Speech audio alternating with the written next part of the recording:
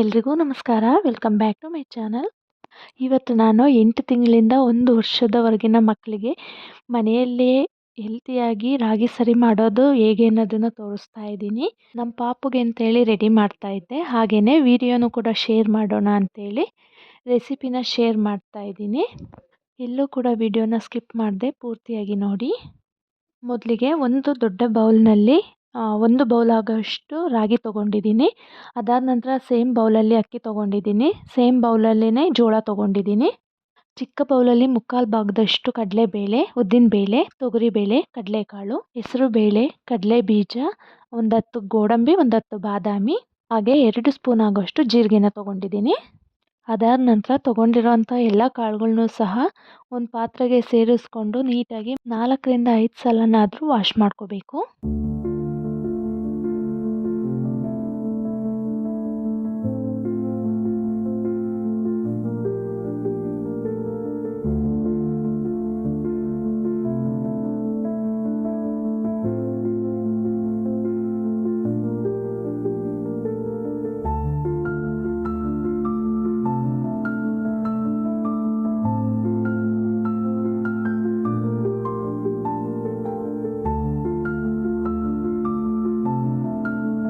Wash ಮಾಡಿದ್ದಾದಮೇಲೆ ಅದನ್ನು ಒಂದು ಜರಡಿ ಸಹಾಯದಿಂದ ನೀರನ್ನೆಲ್ಲ ತೆಗಿತಾ ಇದ್ದೀನಿ. ಏಕೆಂದರೆ ಜೀರಿಗೆ ಇರೋದ್ರಿಂದ ಜೀರಿಗೆ ಚೆಲ್ಲೋಗೋ ಚಾನ್ಸಸ್ ಇರುತ್ತೆ. ಅದಕ್ಕೋಸ್ಕರ ಜರಡಿನ ಯೂಸ್ ಮಾಡ್ಕೊಂಡಿದ್ದೀನಿ.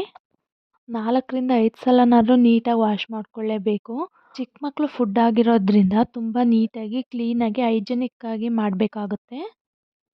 ವಾಶ್ ಮಾಡಿದ್ದೆಲ್ಲ ಆದಮೇಲೆ ಬಿಸಿಲಲ್ಲಿ ಈ ಥರ ಯಾವುದಾದ್ರೂ ಒಂದು ಕಾಟನ್ ಬಟ್ಟೆಗೆ ಕ್ಲೀನಾಗಿರುವಂಥ ಬಟ್ಟೆ ಮೇಲೆ ಒಂದು 3 ಗಂಟೆಯಿಂದ 4 ಗಂಟೆಗಳ ಕಾಲನಾದರೂ ನೀಟಾಗಿ ಬಿಸಿಲಲ್ಲಿ ಒಣಗಿಸ್ಬೇಕು. ಚೆನ್ನಾಗಿ ಕಾಳುಗಳೆಲ್ಲನೂ ಬಿಸಿಲಲ್ಲಿ ಒಣಗಿರಬೇಕು.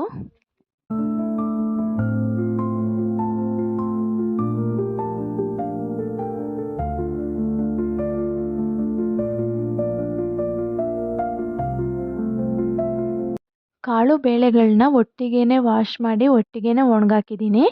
ಆದರೆ ರಾಗಿ, ಅಕ್ಕಿ ಮತ್ತು ಜೋಳನ ಸಪ್ರೇಟಾಗಿ ತೊಳೆದು ಬೇರೆ ಬೇರೆಯಾಗಿ ಒಣಗಾಕಿದ್ದೀನಿ. ನಂತರ ಎಲ್ಲ ಕಾಳುಗಳು ಬೇಳೆಗಳು ಒಣಗಿದ್ದಾದಮೇಲೆ ಒಂದು ಬಾಣಲಿಗೆ ಮೊದಲನೇದಾಗಿ ರಾಗಿನ ಫ್ರೈ ಮಾಡಲಿಕ್ಕೆ ಅಂತೇಳಿ ಹಾಕ್ಕೊಳ್ತಾ ಇದ್ದೀನಿ. ಮೀಡಿಯಮ್ ಫ್ಲೇಮ್ನಲ್ಲಿಟ್ಟು ಚೆನ್ನಾಗಿ ಘಮ ಬರೋ ತನಕ ಹುರ್ಕೋಬೇಕು. ಮೀಡಿಯಮ್ ಫ್ಲೇಮ್ನಲ್ಲೇ ಇಟ್ಟು ಹುರ್ಕೊಳ್ಳಿ, ಆಗ ಚೆನ್ನಾಗಿ ಫ್ರೈ ಆಗುತ್ತೆ.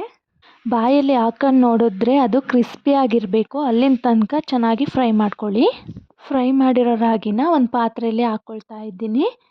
ರಾಗಿನ ಫ್ರೈ ಮಾಡ್ಕೊಂಡಿದ್ದಾದಮೇಲೆ ಇವಾಗ ನೆಕ್ಸ್ಟು ಅಕ್ಕಿನ ಫ್ರೈ ಮಾಡ್ಕೊಳ್ತೀನಿ. ಅಕ್ಕಿ ಫ್ರೈ ಮಾಡ್ಕೊಳ್ಳಿಕ್ಕೆ ಬಾಣಲಿಗೆ ಸೇರಿಸ್ಕೊಳ್ತಾ ಇದ್ದೀನಿ. ಅಕ್ಕಿನೂ ಅಷ್ಟೇ ಚೆನ್ನಾಗಿ ಫ್ರೈ ಮಾಡ್ಕೋಬೇಕು. ಮೀಡಿಯಮ್ ಫ್ಲೇಮ್ನಲ್ಲಿ ಇಟ್ಕೊಂಡೇ ಫ್ರೈ ಮಾಡ್ಕೋಬೇಕು. ಎಲ್ಲದನ್ನು ಸಹ ಅಷ್ಟೇ ಮೀಡಿಯಮ್ ಫ್ಲೇಮ್ನಲ್ಲಿ ಇಟ್ಕೊಂಡೇ ಎಲ್ಲದನ್ನು ಫ್ರೈ ಮಾಡ್ಕೊಳ್ಳಿ. ಅಕ್ಕಿನ ಚೆನ್ನಾಗಿ ಫ್ರೈ ಮಾಡ್ಕೊಂಡಿದ್ದಾದಮೇಲೆ ರಾಗಿ ಹಾಕ್ಕೊಂಡಿರೋವಂಥ ಪಾತ್ರೆಗೆ ಇದನ್ನು ಸಹ ಹಾಕ್ಕೊಳ್ತಾ ಇದ್ದೀನಿ. ಎರಡೂ ಸಹ ಚೆನ್ನಾಗಿ ಫ್ರೈ ಆಗಿದೆ.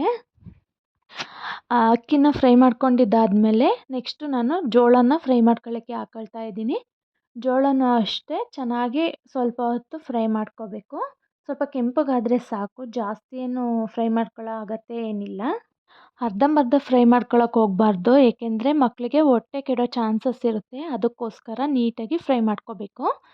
ಜೋಳನ ಫ್ರೈ ಮಾಡ್ಕೊಂಡಿದ್ದಾದಮೇಲೆ ಅದನ್ನು ಸಹ ಒಂದು ಪಾತ್ರೆಗೆ ಹಾಕ್ಕೊಳ್ತಾ ಇದ್ದೀನಿ. ನೆಕ್ಸ್ಟು ಜೋಳ ಫ್ರೈ ಮಾಡಿದ್ದಾದಮೇಲೆ ಕಾಳು ಮತ್ತು ಬೇಳೆಗಳಿದ್ವಲ್ಲ ಅದನ್ನೆಲ್ಲದನ್ನು ಸಹ ಒಟ್ಟಿಗೆ ಫ್ರೈ ಮಾಡ್ಕೊಳ್ತೀನಿ. ಮೀಡಿಯಮ್ ಫ್ಲೇಮ್ನಲ್ಲೇ ಫ್ರೈ ಮಾಡ್ಕೊಳ್ತೀನಿ. ಇದರಲ್ಲಿ ನಾನು ಬಳಸಿರುವಂಥ ಪ್ರತಿಯೊಂದು ಕಾಳಿರ್ಬೋದು, ಬೇಳೆ ಇರ್ಬೋದು, ರಾಗಿ, ಅಕ್ಕಿ ಹಾಗೂ ಜೋಳ, ಡ್ರೈ ಫ್ರೂಟ್ಸ್ ಇರ್ಬೋದು, ಇದೆಲ್ಲದು ಮಗುವಿನ ಆರೋಗ್ಯಕ್ಕೆ ತುಂಬಾ ಒಳ್ಳೆಯದು. ಹಾಗೆ ಮಗುವಿನ ಬೆಳವಣಿಗೆಗೂ ಸಹ ಸಹಾಯ ಆಗುತ್ತೆ.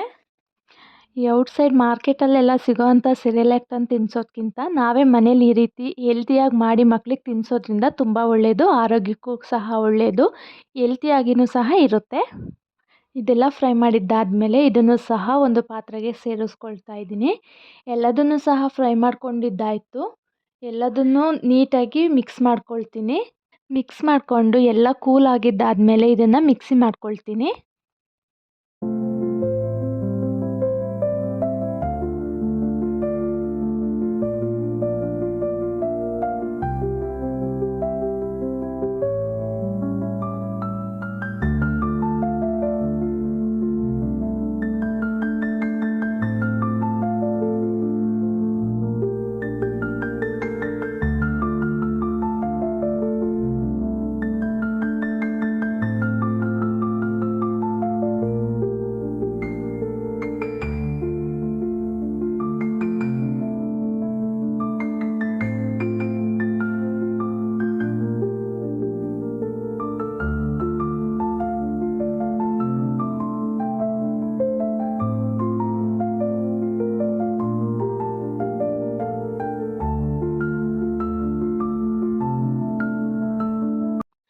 ಮಿಕ್ಸಿ ಮಾಡಿದ್ದಾದಮೇಲೆ ಸ್ವಲ್ಪ ಹೊತ್ತು ಕೂಲ್ ಆಗೋಕ್ಕೆ ಬಿಟ್ಟಿದ್ದೆ.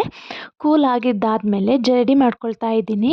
ಜರಡಿ ಮಾಡ್ಕೊಳ್ಳೋದು ತುಂಬಾ ಇಂಪಾರ್ಟೆಂಟ್. ಏಕೆಂದರೆ ಗಂಟುಗಳೇನಾದ್ರು ಇದ್ದರೆ, ಇಲ್ಲಾಂದರೆ ಬೇಳೆಕಾಳು ಎಲ್ಲ ಸರಿಯಾಗಿ ಮಿಕ್ಸಿ ಆಗಿಲ್ಲ ಅಂದರೆ ಅದು ಜರಡಿ ಮಾಡಿದಾಗ ಕ್ಲೀನಾಗಿ ಬರುತ್ತೆ. ಅದಕ್ಕೋಸ್ಕರ ಅಂತ ಜರಡಿ ಮಾಡ್ಕೋಬೇಕು. ಅದು ತುಂಬಾ ಇಂಪಾರ್ಟೆಂಟ್. ರೆಡಿ ಮಾಡಿದ್ದಾದಮೇಲೆ ಬಂದಂಥ ಪೌಡರ್ ಏನಿರುತ್ತೆ ಅದನ್ನು ಒಂದು ಏರ್ ಟೈಟ್ ಕಂಟೈನರ್ ಬಾಕ್ಸ್ನಲ್ಲಿ ನೀಟಾಗಿ ಸ್ಟೋರ್ ಮಾಡಿಟ್ಕೋಬೇಕು. ನಾನು ಇದನ್ನು 1 ತಿಂಗಳು ಇಲ್ಲ 1.5 ತಿಂಗ್ಳಿಗೆ ಆಗೋಷ್ಟು ಮಾತ್ರ ಮಾಡ್ಕೊಳ್ತೀನಿ. ಜಾಸ್ತಿ ಎಲ್ಲ ಮಾಡಿ ಇಟ್ಕೊಳ್ಳೋದಿಲ್ಲ. ಇನ್ನೇನು ಖಾಲಿ ಆಗೋಕ್ಕೆ ಬಂದಿದೆ, ಒಂದು 2-3 ದಿನಕ್ಕೆ ಆಗೋಷ್ಟಿದೆ ಅಂದಾಗ ಮಾತ್ರ ನಾನು ಇದನ್ನೆಲ್ಲ ಮತ್ತೆ ಮಾಡ್ಕೊಳ್ಳೋದು.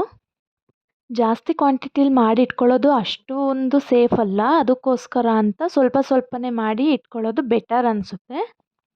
ಈಗ ಈ ಹಿಟ್ಟನ್ನು ಬಳಸ್ಕೊಂಡು ಯಾವ ರೀತಿ ರಾಗಿ ಸರಿ ಮಾಡೋದು ಅನ್ನೋದನ್ನು ತೋರಿಸ್ತಾ ಇದ್ದೀನಿ.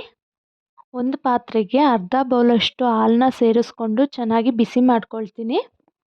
ಹಾಲು ಸ್ವಲ್ಪ ಬಿಸಿ ಆಗೋಷ್ಟರಲ್ಲಿ ಇಲ್ಲಿ ಸ್ವಲ್ಪ ನೀರಿಗೆ 1 ಸ್ಪೂನ್ ಆಗೋಷ್ಟು ಹಿಟ್ಟನ್ನು ಸೇರಿಸ್ಕೊಂಡು ಗಂಟಿಲ್ಲದೆ ಇರೋ ಥರ ಮಿಕ್ಸ್ ಮಾಡ್ಕೊಂಡಿದ್ದೀನಿ. ಇದನ್ನು ಚೆನ್ನಾಗಿ ಮೀಡಿಯಮ್ ಫ್ಲೇಮ್ನಲ್ಲೇ ಇಟ್ಕೊಂಡು ಬೇಯಿಸ್ಕೋಬೇಕು. ಮಿಕ್ಸ್ ಮಾಡಲಿಲ್ಲ ಅಂದರೆ ಗಂಟು ಕಟ್ಟೋ ಚಾನ್ಸಸ್ ಇರುತ್ತೆ. ಅದಕ್ಕೋಸ್ಕರ ಮಿಕ್ಸ್ ಮಾಡ್ಕೊಳ್ತಾನೆ ಇರಬೇಕು. ನೀವು ಬರೀ ನೀರಲ್ಲಾದ್ರೂ ಮಾಡ್ಕೋಬೋದು, ಹಾಲು ನೀರು ಎರಡನ್ನೂ ಮಿಕ್ಸ್ ಮಾಡ್ಕೊಂಡಾದ್ರೂ ಮಾಡ್ಬೋದು. 6 ತಿಂಗಳ ಮೇಲ್ಪಟ್ಟ ಮಕ್ಕಳಿಗೆ ಹಾಲನ್ನ ಸೇರಿಸ್ಕೊಂಡು ಮಾಡ್ಕೊಂಡ್ರೂ ನಡೆಯುತ್ತೆ. ನೋಡಿ ಈ ರೀತಿ ಗಟ್ಟಿಗಾಗ್ತಾ ಬರುತ್ತೆ. ಒಂದು 5ರಿಂದ 6 ನಿಮಿಷ ಚೆನ್ನಾಗಿ ಬೇಯಿಸ್ಕೋಬೇಕು. ಚೆನ್ನಾಗಿ ಬೇಯಿಸ್ಕೊಳ್ಳಿಲ್ಲ ಅಂತಂದರೆ ಮಕ್ಕಳು ಹೊಟ್ಟೆ ಕೆಡೋ ಚಾನ್ಸಸ್ ಇರುತ್ತೆ. ಅದಕ್ಕೋಸ್ಕರ ಅಂತ ಮೀಡಿಯಮ್ ಫ್ಲೇಮ್ನಲ್ಲಿ ಇಟ್ಕೊಂಡು ಒಂದು 5ರಿಂದ 6 ನಿಮಿಷ ಚೆನ್ನಾಗಿ ಬೇಯಿಸ್ಕೊಳ್ಳಿ. ಮಕ್ಕಳಿಗೆ ಏನೇ ಫುಡ್ ಕೊಟ್ರೂ ನೀಟಾಗಿ ಕೇರ್ಫುಲ್ಲಾಗಿ ಮಾಡಿ ಕೊಡಬೇಕು. ತುಂಬಾ ಇಂಪಾರ್ಟೆಂಟ್ ಅದು. ನೀವು ಈ ರಾಗಿ ಸರಿ ಜೊತೆ ಉಪ್ಪನ್ನಾದರೂ ಸೇರಿಸ್ಬೋದು, ಬೆಲ್ಲನಾದರೂ ಸೇರಿಸ್ಬೋದು. ನಾನು ಯಾವುದನ್ನು ಸೇರಿಸಿಲ್ಲ. ನನ್ನ ಪಾಪುಗಿನ್ನೂ ನಾನು ಅದು ಯಾವುದನ್ನು ಕೊಡ್ತಾ ಇಲ್ಲ. ತುಂಬ ಗಟ್ಟಿಗಾಗೂ ಇರಬಾರ್ದು, ತುಂಬ ಲಿಕ್ವಿಡ್ ಥರನೂ ಇರಬಾರ್ದು, ಮೀಡಿಯಮ್ ಆಗಿರಬೇಕು. ಯಾಕೆಂದರೆ ಮಕ್ಕಳಿಗೆ ಅದನ್ನು ಜೀರ್ಣಿಸ್ಕೊಳ್ಳೋ ಶಕ್ತಿ ಇರೋದಿಲ್ಲ. ಅದಕ್ಕೋಸ್ಕರ ಅಂತ ಈ ಕನ್ಸಿಸ್ಟೆನ್ಸಿಲಿದ್ದರೆ ಸಾಕು. ತಣ್ಣಗಾಗಿದ್ದಾದಮೇಲೆ ಅದನ್ನು ಒಂದು ಬೌಲ್ಗೆ ಸೇರಿಸ್ಕೊಂಡು ಪಾಪುಗೆ ತಿನ್ನಿಸ್ಬೋದು. ಯಾರಿಗೆಲ್ಲ ಈ ರಾಗಿ ಸರಿ ರೆಸಿಪಿ ಇಷ್ಟ ಆಯಿತೋ ಪ್ಲೀಸ್ ಒಂದು ಲೈಕ್ ಮಾಡಿ. ಯಾರೆಲ್ಲ ನನ್ನ ಚಾನಲ್ನ ಸಬ್ಸ್ಕ್ರೈಬ್ ಮಾಡದೆ ನೋಡ್ತಾ ಇದ್ದೀರಾ ಪ್ಲೀಸ್ ಸಬ್ಸ್ಕ್ರೈಬ್ ಮಾಡ್ಕೊಂಡು ನೋಡಿ.